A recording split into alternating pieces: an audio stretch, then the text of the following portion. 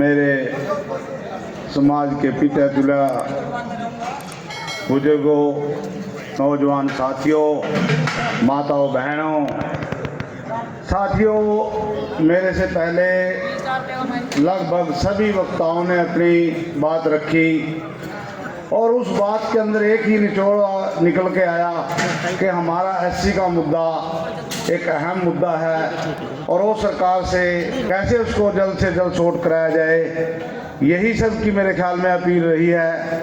साथियों, हमने जो एक सम्मेलन जो बुलाया है वो एक समाज के नाम एक दिन के लिए बुलाया था।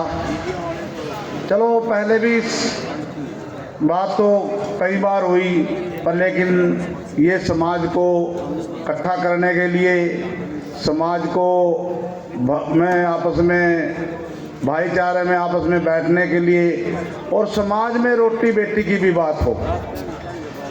समाज में आपस में हम रिश्ते करेंगे, मरने जुड़ने में साझा करेंगे, ब्याह शादी में आना जाना करेंगे और जब हम बैठेंगे तो कोई ना कोई बात भी आगे बढ़ेगी। तो ऐसी मेरी एक सोच थी और हमने इसमें 12-12 बजे तक जाग करके अपनी मेहनत भी करी है। पर मैं तो साथियों से कर भी क्या सकता हूँ, जो मेरे साथ मैं घर घर फिर करके जो मैंने पाइपलाइन बांधे हैं और मैंने संदेश देना मेरा फैसला, आगे समाज की मर्जी है, क्या समाज ने करना है, क्या समाज चाहता है, वो भी समाज की मर्जी है। पर मैं तो अपनी तरफ से एक ही वादा करता हूँ, जहाँ भी मैं को चाहे रात के 12 बजे बुलाए, मैं रात के 12 बजे भी समाज का काम करने के लिए मैं तट पर आधी रात भी आपके लिए खड़े रहूँगा। ऐसी एक मेरी चिंता, ऐसी एक मेरी आपके चरणों में प्रार्थना। साथियों, कि हमारे बीच में JWS जो मैं उनको भी एक निमंत्रण वहाँ जमुनानगर के अंदर दे करके आया और समाज 2014 में समर्थन करके सरकार का 10 साल के उसके 2 साल के बाद समाज ने समर्थन करके करनाल के अंदर जो 2016 में रैली करी, 2 साल में इतना उत्साह था समाज के अंदर के देखने को नज़ारा था कि भाई जहाँ भी एक कोई बुलावा था उससे ज़्यादा एकदम से इकट्ठे हो जाते थे। पर लेकिन दुर्भाग्यवश रहा, 2016 में जब रैली हुई और उसमें समाज बहुत इकट्ठा होया, समाज ने बड़ी आशा थी कि हमारे काम बनेंगे और समाज के बच्चे आगे बढ़ेंगे, बेटियां आगे बढ़ेंगी।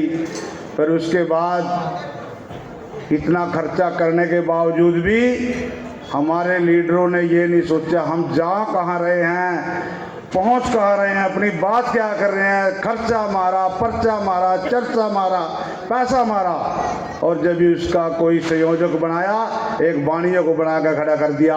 कितनी दुर्भाग्य की बात है। उन लीडरों से मैं ये पूछना चाहता हूँ कि उस समय तुम पढ़े लिखे नहीं हो या अनपढ़ हो लोग, अरे किसी के झुग्गी झोपड़े वाले ने भी आप बात बताओगे भाई कौन है संयोजक, रैली का श्रेय कौन लेगा, बात किस पे होगी। अपनी अपनी अपने डबली अपना राग ये लोग आते रहे। मैंने फिर उनसे एक बार ये कही, भाई चलो कोई बात नहीं, मेरे जैसा मूर्ख आदमी समुद्र के किनारे खड़े होकर जाल गिन रहा था, तो भाई उस जाल में गिनते भाई किसी टोके भी क्या कर रहे हो, अगर मैं जाल गिन रहा ये पिछली तो गिन ली, लिकड़ गई, पिछली संभाल लो। तो मैं तो इतनी भी निवेदन करके आया हूँ सब लोगों से, भाई पिछली जाल गिन लो, क्योंकि ऊपर से 2024 का चुनाव है और 2024 के चुनाव में अब तो आपका कोई बेड़ी बनना लग जा और नहीं तो ऐसे के ऐसे ये बात आपकी लटकी लटकाई रह जाएगी कि जब आप एकत्रित नहीं होंगे, इकट्ठे होंगे तो सरकार भी उसको देखेगी और बात भी करी जाएगी। पर लेकिन आप इकट्ठे नहीं होना चाहते।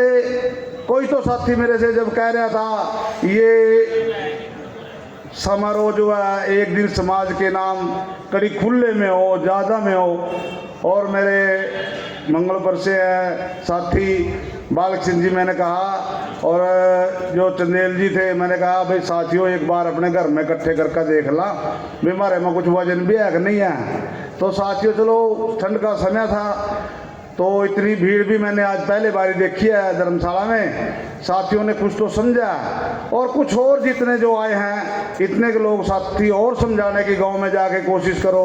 ऐसी मेरी एक सबके चरणों में प्रार्थना है कि साथियों 2024 का इलेक्शन है, 2024 में एक भाईचारा बनाएंगे। जैसे हमारी इंद्री विधानसभा है, जैसे हमारे भाई राजेंद्र जी बता रहे थे कि 8 और 12 20,000 वोट एक हल्के में है और 20,000 वोट करके जब एक आदमी एक निर्णय ले लेगा, चाहे वो अपनी भेड़ बेचो, चाहे अपनी बकरी बेचो, चाहे अपनी गाय बेचो, चाहे अपनी भैंस बेचो, एक आदमी ने एक वोट लेनी पड़ेगी तो 20 और 20 40,000 हो जाएंगी और 40,000 जिस आदमी के पल्ला होगी वो विधानसभा में कभी आदमी व्यक्ति हारने वाला नहीं है। तो मेरी तो ये ऐसी सोच थी भी चलो एक बार अपने कोई भी एक आदमी आगे बढ़ के एक विधानसभा में चाहे आज़ाद उम्मीदवार के तौर पे भी हमने तारना पड़े और चाहे कुछ भी करना पड़े भी कब तक बाहर देखोगे आप लोग।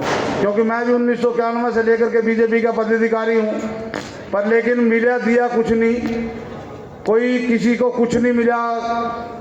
मैं तो एक हमारे जो डीएनटी के बोर्ड के चेयरमैन है, वाइस चेयरमैन है, ये भी एक दिन मेरे से बता रहे थे भाई 45-50 हज़ार रुपये तनख्वाह तो है पर बिबाल तेल की पर्ची तो नहीं पूरी मिली।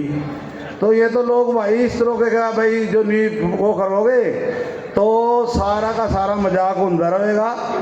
मेरी आपसे प्रार्थना थी कि जैसे घरोंडा में है, घरोंडा में भी बहुत ही लोग अपने हैं जो अपने एक चाहे मोहल्ला गिन लो, चाहे वो गांव गिन लो, गांव के गांव अपने साथी हैं। जब हम एक होके वहाँ चलेंगे वहाँ से भी हम अपना एक नुमाइंदा निकाल सकते हैं। ऐसी सबके चरणों में एक प्रार्थना थी और वो सहयोग समाज कर लेगा। जब एक हमारे राजा रामपाल एमपी जी जो कानपुर से हैं वो एक बात कहते थे मेरे को, भाई इतना जीतने में मज़ा नहीं है, इतना रहने में आ जाएगा, पर लेकिन एक बार कोशिश तो करके देखो। कोशिश करने वाला कोई कभी हार नहीं होती। भाइयों मैं तो आपके चरणों में एक बात कहता हूँ भी मेरी किसी भी जरूर आदमी ने चाहे रात के 12 बजे जरूरत पड़े मैं आपके साथ खड़ा मिलूँगा। ऐसी मेरी सभी के चरणों में प्रार्थना। धन्यवाद। जय हिंद।